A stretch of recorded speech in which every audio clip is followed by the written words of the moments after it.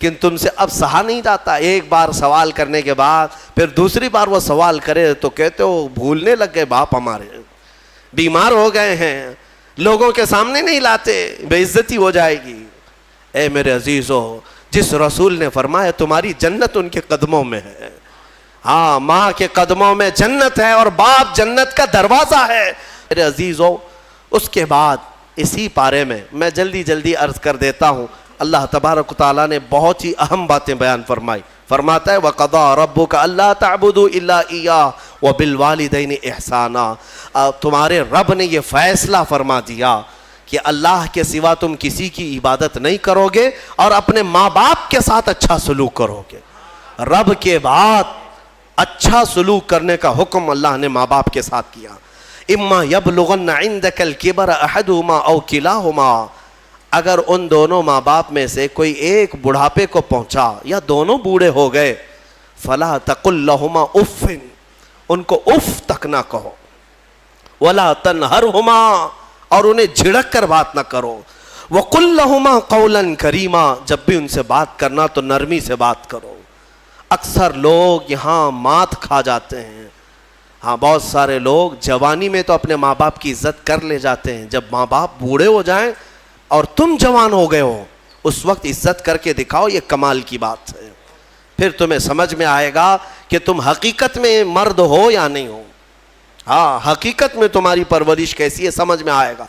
بڑھاپا آ گیا ہو, ایک چیز کو بار بار وہ پوچھ رہا ہو باپ, ایک چیز کو بار بار بھول جاتا ہو, ماں بوڑھی ہے اٹھ نہیں سکتی, بار بار پوچھتی ہے یہ کہاں ہے وہ کہاں ہے, تم جھڑک دیتے ہو, اماں ابھی تو پوچھا تھا جواب تو دیا میں نے, کتنی بار پوچھتی ہو. تمہیں پتہ نہیں تم بچپن میں اس ماں سے جتنی بار پوچھتے تھے وہ ہر بار جواب دیتی تھی. اپنے باپ سے پوچھو, جب تم چھوٹے تھے کسی چیز کو دیکھ کر بار بار پوچھتے تھے, باپ تمہیں بار بار بتاتا تھا, لیکن تم سے اب سہا نہیں جاتا. ایک بار سوال کرنے کے بعد پھر دوسری بار وہ سوال کرے تو کہتے ہو بھولنے لگ گئے باپ ہمارے, بیمار ہو گئے ہیں, لوگوں کے سامنے نہیں لاتے, بے عزتی ہو جائے گی. اے میرے عزیزو, جس رسول نے فرمایا تمہاری جنت ان کے قدموں میں ہے, ہاں ماں کے قدموں میں جنت ہے اور باپ جنت کا دروازہ ہے. دونوں میں سے ایک بھی ناراض ہوا تو تم نے دنیا میں جہنم خرید لیا ہے, دنیا میں تم نے جہنم خرید لیا ہے. حتیٰ کہ تمہیں یہ بھی نہ معلوم, حضور پاک صلی اللہ علیہ وسلم نے فرمایا اگر ماں باپ میں کوئی مر بھی گئے, انتقال کر گئے, ان کے حقوق یہ ہیں کہ ہفتے میں ایک بار تم ان کی قبر پر جاؤ, قبر پر جاؤ. لوگ کہتے ہیں کیا رکھا ہے وہاں پر, نہیں, حقوق ان کے موت کے بعد بھی ختم نہیں ہوتے. ایک صحابی نے کہا کہ مجھے میری ماں کی قبر بھی نہیں معلوم, قبر بھی نہیں معلوم. حضور نے فرمایا ایک لکیر کھینچ لو اور اسے سمجھو کہ یہاں ماں ہے اور اس کی زیارت کرو. اندازہ کرو میرے عزیزو, والدین کے حقوق ختم نہیں ہو سکتے.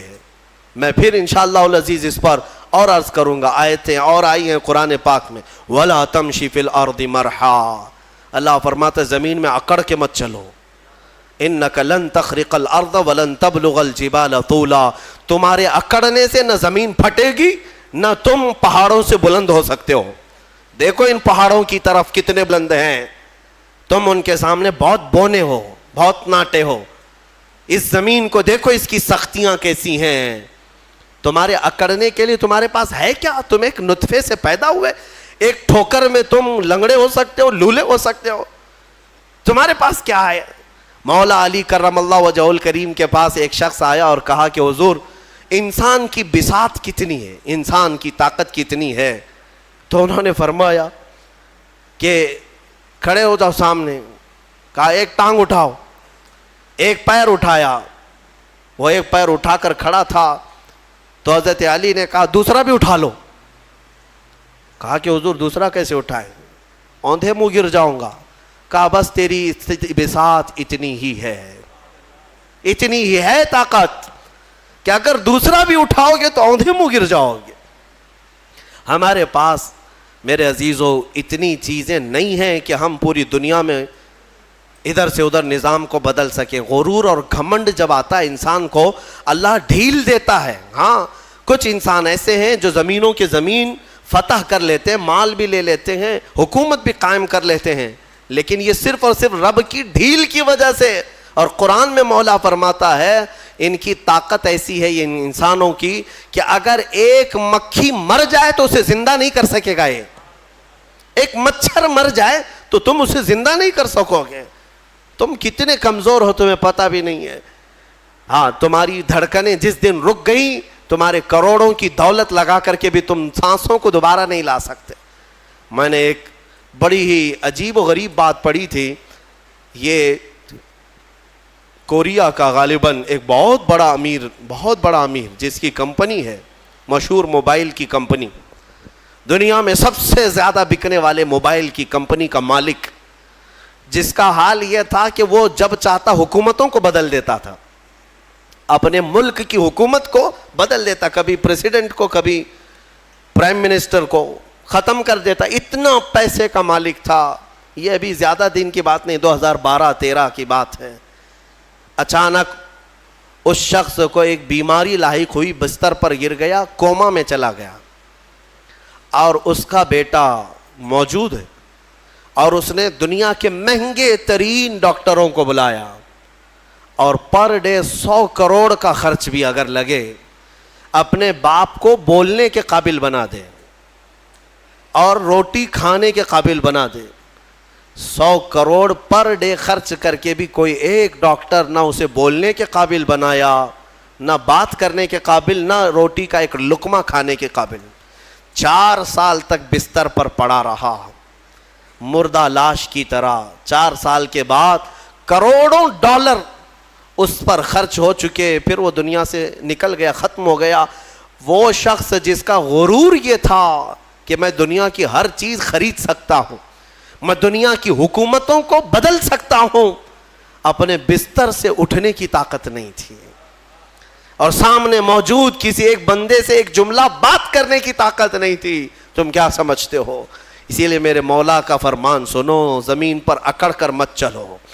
آج یہ کفار و مشرکین جتنا ہماری زمین پر اکڑ رہے ہیں, ایک دن پکڑ آنے والی ہے, آئے گی پکڑ. ظالم اگر یہ سمجھتے ہیں کہ ان کے کاموں سے کوئی بے خبر ہے, سب کوئی نہیں دیکھ رہا ہے, اللہ رب العزت ہر کام سے باخبر ہے, دیکھ رہا ہے. تم ظلم کی انتہا کرتے جاؤ. غرور اور گھمنڈ آج نشہ کس کا؟ حکومت کا, تخت کا. ارے یہ تخت فرعون کے پاس بھی آیا, قارون, حامان, شداد, یہ اتنے بڑے بڑے لوگ ہیں دنیا کے جن کے پاس آدھی سے زیادہ دنیا موجود تھی. تمہارے پاس ابھی کچھ بھی نہیں ہے, تمہارے پاس ابھی کچھ بھی نہیں. ان لوگوں کے پاس اتنا سونا تھا کہ وہ جنتیں بنانے پر لگ گئے تھے دنیا میں. ایک اینٹ سونے کی, ایک اینٹ چاندی کی رکھ کر کے محلات بنا رہے تھے. تمہارے پاس ابھی کچھ نہیں آیا, اور رب ذوالجلال نے ان ظالموں کو مچھروں سے, پانیوں سے, ہواؤں سے ہلاک کیا ہے. اور آج یہ آتنک مچانے والے یہ سمجھتے ہیں کہ ہم جہاں چاہیں آگ لگا دیں گے, ہم جتنوں کو چاہیں گے مار دیں گے. تم اپنے ظلم کے کاموں کو جاری رکھو, انشاءاللہ العزیز وہ دن یاد رکھنا کہ ہمارے بزرگوں نے فرمایا کہ اگر تم فرعون ہو تو موسیٰ بھی ضرور آئے گا. اگر تم نمرود ہو تو مچھر بھی تمہاری ہلاکت کے لیے آئے گا. اللہ رب العزت غرور کرنے والوں کو دنیا میں بھی سزا دیتا ہے, اور آخرت کے متعلق حکم ہے کہ ان کو چونٹیوں کی طرح بنایا جائے گا, چونٹیوں کی طرح. اور حکم ہوگا کہ اے اہل محشر, ان کو روندو اپنے پاؤں سے, روندو اپنے پاؤں سے. جو گھمنڈ کرتے تھے دنیا میں, غرور کرتے تھے, اور انہیں پاؤں سے لوگ روند رہے ہوں گے, وہ چھوٹی چھوٹے ہو چکے ہوں گے. اور رب تبارک و تعالیٰ ان سے فرمائے گا یہ وہ لوگ ہیں دنیا میں جو اکڑتے تھے, گھمنڈ کرتے تھے, غرور کرتے تھے, اور انہیں ایسا لگتا تھا کہ ساری طاقت ان کے پاس ہے. میرے عزیزو, آپ سے بھی میں یہی کہوں گا, عاجزی اختیار کرو. تواضع انکساری اچھی چیز ہے, اور کیسے پتہ چلے, بڑھ کر کے سلام کیا کرو, چاہے چھوٹا ہو بڑا ہو. تمہارے دل میں کبر نہ آئے, غرور نہ آئے. ہر ایک کو اہمیت دیا کرو, اچھا کپڑے پہننے والا ہو کہ تنگ کپڑے پہننے والا ہو, غریب ہو کہ امیر ہو, فقیر ہو کہ غنی ہو, آپ اسے سلام میں پہل کریں, اسے مصافحہ کریں. حضرت ابو بکر صدیق رضی اللہ تعالیٰ عنہ کا حال یہ تھا کہ کوڑ کی بیماری والا، کوڑ کی بیماری جس سے لوگ بھاگتے ہیں، وہ بھی اگر آتا تو حضرت ابو بکر صدیق دسترخوان پہ اپنے بغل میں بٹھاتے تھے اور اپنے برتن سے کھلاتے تھے۔ یہ نہیں ہے، حالانکہ حدیث پاک میں بچنے کا حکم دیا گیا ہے، لیکن صرف اور صرف تواضع انکساری کے طور پر۔ تواضع اور انکساری انسان کو بلند بناتی ہے، اسی لیے حکیموں نے کہا ہے جس شاخ میں پھل ہوتے ہیں وہ جھکی رہتی ہے، پھل ہوں تو ٹہنی جھکی رہتی ہے، اور جس شاخ میں پھل نہیں ہے تو اکڑی رہتی ہے، تنی رہتی ہے۔ اگر تمہارے اندر اخلاق اچھے ہیں تو جھکے رہو گے، اور اخلاق نہیں ہے تو اکڑے رہو گے۔ غرور و تکبر بغیر اخلاق والوں کے آتے ہیں۔ اور تفسیر میں آج جو اہم بات عرض کرنی تھی وہ سورۃ الکہف کی ہے، وقت لمبا ہو چکا، مختصر عرض کر دوں۔ سورہ کہف اس کی بڑی فضیلت آئی ہے، حدیث پاک میں ہے جو جمعہ کے دن سورہ کہف کی تلاوت کرے گا اللہ تعالیٰ اس کے گھر سے خانہ کعبہ تک ایک نور کا راستہ پیدا فرمائے گا۔ اور ایک حدیث میں ہے اس جمعہ سے لے کر اگلے جمعہ تک جو کچھ بھی اس کی خطائیں ہیں اللہ معاف فرمائے گا۔ سورہ کہف کی تلاوت، دو فائدے بتائے، تیسرا سنو، سورہ کہف کی شروع کی 10 آیتیں جسے یاد ہو گئیں، سورہ کہف کی شروع کی 10 آیتیں جسے یاد ہو گئیں، میرے آقا فرماتے ہیں دنیا کا سب سے بڑا فتنہ دجال، اللہ اس سے بھی اسے محفوظ رکھے گا۔ دجال کے فتنے سے محفوظ رہنے کے لیے سورہ کہف کی تلاوت ہر جمعہ کیا کرو، گھروں میں یا تو پھر کسی کی اچھی قرأت میں سنا کرو، تاکہ دونوں ثواب برابر ہیں، تلاوت کرنے کے اور سننے کے ثواب ہے۔ کہف ایک غار کا ذکر ہے جس میں اللہ تعالیٰ نے چند ایمان والوں کی فضیلت بیان کی ہے۔ عیسیٰ علیہ السلام کے زمانے کے 300 سال بعد، آپ کو آسمانوں سے اوپر اٹھا لیے جانے کے 300 سال بعد لوگوں میں عقیدہ بگڑ گیا تھا۔ ایک بادشاہ آیا تھا جس کا نام دقیانوس تھا، اور وہ ظالم تھا، اور وہ لوگوں کا عقیدہ بدل رہا تھا، اور یہاں تک کہ وہ اپنے لیے سجدہ کرواتا، اپنی خدائی کا اعلان کر رہا تھا، یا پھر بتوں کی پرستی شروع ہو گئی۔ لیکن اس زمانے میں لوگ ڈر کے مارے گھر واپسی کرنے کی بات جیسے ہو رہی ہے ویسے ہی بادشاہ اپنے پیسوں کے بل بوتے ان کو یہ کہلاتے کہ تمہارا دین الگ ہے، تم الگ دین میں آئے تھے، واپس آ جاؤ۔ دھرم پریورتن بدل رہا تھا، کئی بدل چکے تھے، پیسوں کے لیے کچھ لوگ بدلتے ہیں، طاقت کے لیے کچھ لوگ بدلتے ہیں، ڈر سے کچھ لوگ بدلتے ہیں، لیکن جو اللہ والے ہیں وہ ہر زمانے میں قائم رہتے ہیں۔ بادشاہ کے کچھ وزیروں میں لوگ تھے جن کی تعداد 7 اور بعض روایتوں میں 8، اللہ بہتر جانتا ہے ان کی تعداد کتنی تھی۔ یہ الگ الگ لوگ تھے، یہ ایمان والے لوگ تھے جو اللہ پر ایمان رکھتے اور آخرت پر ایمان۔ اب وہ جو ذکر کرتا اسے مار دیا جاتا۔ تو ان لوگوں نے ایک دن مشورہ کیا کہ اس شہر کو چھوڑ کر ہم دور چلے جاتے ہیں، اپنے ایمان کی حفاظت کریں۔ اب یہاں ایمان بچانا بہت مشکل ہو گیا ہے، ورنہ بادشاہ کے سامنے سر جھکانا پڑے گا، شرک اور کفر کرنا پڑے گا، ہم چلتے ہیں شہر سے باہر۔ یہ ساتوں نے راتوں رات مشورہ کیا اور نکل پڑے۔ ان کے ساتھ ایک کتا ہو لیا، اصحاب کہف کا کتا کہا جاتا، ساتھ میں چلتا رہا، اور یہ لوگ آبادی سے بہت دور نکل کر باہر گئے، اور ایک غار تھا، اس غار میں ان لوگوں نے رات کو پناہ لی، سونے کے لیے چلے گئے۔ اور وہاں پر جب سونے کے لیے وہ لوگ گئے تو اللہ تعالیٰ فرماتا ہے فَضَرَبْنَا عَلَىٰ آذَانِهِمْ فِي الْكَهْفِ سِنِينَ عَدَدًا، ہم نے ان کے کانوں پر سالوں تک کے لیے نیند کو طاری کر دیا، سلا دیا ان کو رب تعالیٰ۔ وہ ایسی گہری نیند میں سو گئے کہ پھر اٹھے نہیں، دن گزرتے چلے گئے۔ بادشاہ کو کسی نے خبر کر دی کہ تیرے دربار کے یہ وزیر بھاگے ہیں۔ بادشاہ نے ڈھونڈنے کا حکم دیا، اور ڈھونڈتے ڈھونڈتے ان کے پیروں کے نشان سے وہاں غار تک لوگ پہنچ گئے۔ بادشاہ سے کسی ایک شخص نے کہا اس غار کے اندر یہ لوگ سو رہے ہیں۔ تو بادشاہ نے کہا ان کی سزا یہ ہے کہ اس غار کو اچھی طرح سے دیوار لگا کر بند کر دو، یہی ان کی قبر بن گئی، یہ کبھی باہر نہ آ سکے، ان کی سزا یہی ہے۔ دیوار تعمیر کر دی گئی اور غار کا منہ سب بند کر دیا گیا۔ وہ نکل نہیں سکتے تھے. اندر جیسے ہی وہ لوگ سو گئے, بادشاہ سزا دے کر چلا گیا. وہاں ایک چرواہا تھا, اس نے ان کا پورا واقعہ دیوار پر لکھ دیا. یہ کون لوگ تھے, ان کا نام کیا تھا, یہ کیوں اپنے شہر سے نکلے تھے, لکھ کر کے رکھ دیا. زمانے بدلتے گئے, مہینے, سال, اس کے بعد صدیاں, 300 سال گزر گئے. 300 سال گزر گئے تقریباً. 300 سال کے بعد اللہ تبارک و تعالیٰ نے دوبارہ انہیں اٹھایا. وہ جب اٹھے تو آپس میں ایک دوسرے کو دیکھنے لگے, پوچھنے لگے کتنی دیر ہو گئی سو کر کے. کسی نے کہا ہم رات کو آئے تھے صبح ہو گئی ہے, کسی نے کہا صبح آئے تھے دوپہر ہوئی. اب اسی سے آپ اندازہ لگا لیں کہ رب تبارک و تعالیٰ صدیوں کو چاہے تو منٹوں میں گھیر سکتا ہے. جب اصحاب کہف کے ایمان والوں کے لیے 300 سال آدھے دن کے برابر لگ رہے ہوں, تو میرے مصطفیٰ کے معراج کا سفر اگر وہ لاکھوں سال کا بھی ہو تو دنیا والوں کے لیے منٹوں کا کیوں نہیں لگ سکتا. یہ اللہ رب العزت جیسا چاہے وقت کو گھیر دے اور چھوٹے وقت کو چاہے تو طویل کر دے. ہاں, اب اٹھے اور اس کے بعد ان لوگوں نے پھر آپس میں دیکھ کر نشانیاں بھی بدلی ہوئی تھیں. بال بڑے تھے, ناخن بہت بڑے ہو چکے تھے, سب تبدیلی تھی. تو پھر انہوں نے کہا خیر جیسا بھی ہے ایک صاحب کو بھیجو تاکہ کھانا لے آئے, بھوک لگی. تو ایک صاحب ان میں جو تھے ان کو کہا کہ چھپ کر کے جانا, کہیں بادشاہ کے کارندے دیکھ نہ لیں, ورنہ وہ ہمیں پکڑ لیں گے تو پھر اپنے دین میں واپس لے جائیں گے, یا تو پھر ہمیں ہلاک کر دیں گے.